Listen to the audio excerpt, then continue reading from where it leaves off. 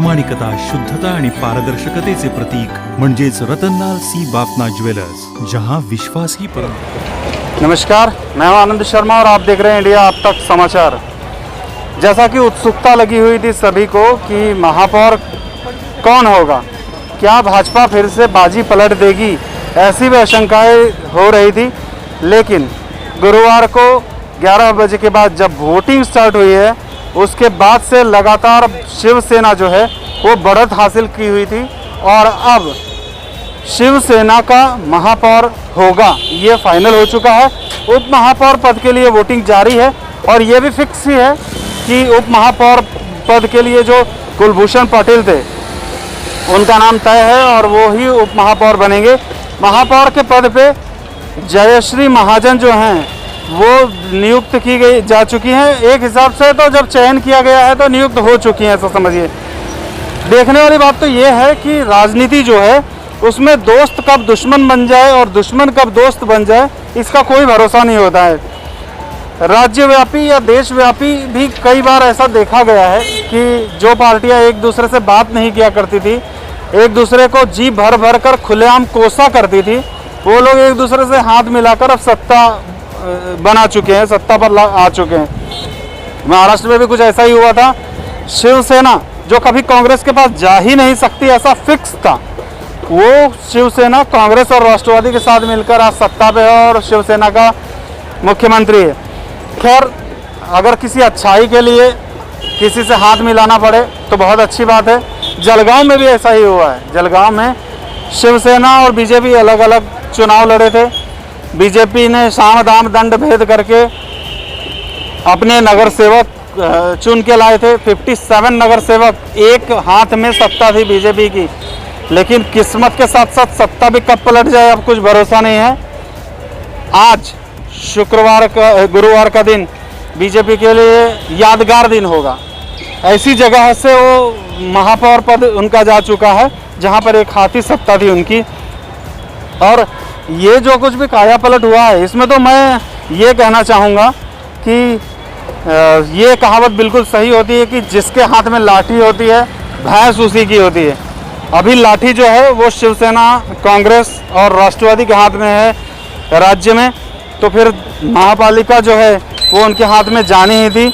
और सभी लोग इस चीज़ से आश्चर्यकारक रूप से मतलब आश्चर्यचकित हो चुके हैं कि आखिरकार बीजेपी को इस कदर जलगांव में क्यों हार माननी पड़ी है, क्यों उनकी सत्ता बदली गई है।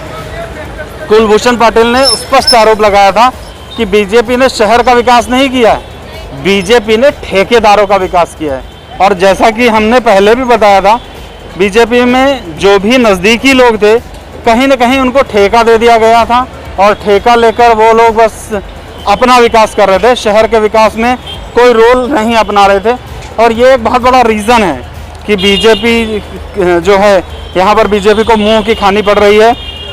संकट मोचन अभी कोरोना से की बीमारी से त्रस्त हैं, शायद इसलिए वो सामने नहीं आए हैं, या फिर जैसा कि वो दूसरों का उपहास उड़ाया करते थे कि मुसीबत के समय कोरोना आ जाता है, ऐसे ही कहीं ऐसा तो नहीं है कि अभी ये बीजेपी में जो मुसीबत आई है इस वजह से संकट मोचन को भी कोरोना ने ग्रसित कर लिया है। एकनाथ राव खड़से जो थे उनको बार बार कोरोना होने पर उनका उपहास उड़ाया गया था।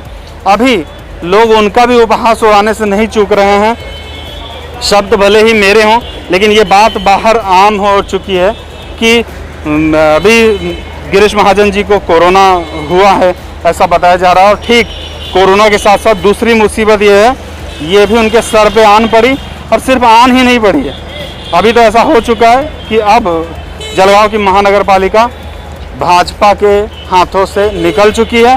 भाजपा अभी प्रयास करेगी, कानूनी दांव पेच काफ़ी उन्होंने अपनाए हैं। यहाँ पर सुबह से कुछ न कुछ आक्षेप लिया जा रहा है, लेकिन ऐसे आक्षेप तो हमेशा हुआ करते हैं, लेकिन जीत उसकी होती है जिसके हाथ में पार्षद होते हैं। जो चीज़ें चली है उसके अंदर ये भी कहा गया है कि विधायक राजू मामा भोले जो हैं जलगांव के, यहाँ पे सत्ता बीजेपी की जाने में उनका बहुत बड़ा हाथ है।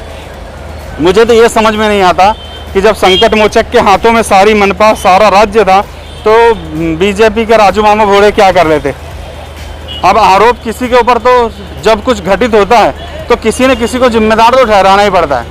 और राजनेताओं की ये पुरानी आदत है कि अपनी गलती जो है वो किसी दूसरे के सर पे किस तरीके से डाला जाए, शायद इसी को राजनीति कहते हैं। देखना है जलगांव की राजनीति में और क्या कुछ होता है। फिलहाल तो जलगांव के नगरवासी जो हैं सिर्फ ये चाहते हैं कि अब जो सत्ता पलट हुई है उसमें जलगांव का विकास हो। जो रास्ते धूल भरे गड्ढे युक्त हैं उन्हें गड्ढे से मुक्त किया जाए, रास्ता पानी सब कुछ सही हो जाए और जलगांव का किसी तरीके से विकास हो। जलगांव से धर्मेंद्र राजपूत के साथ मैं आनंद शर्मा, इंडिया अब तक न्यूज़ के लिए।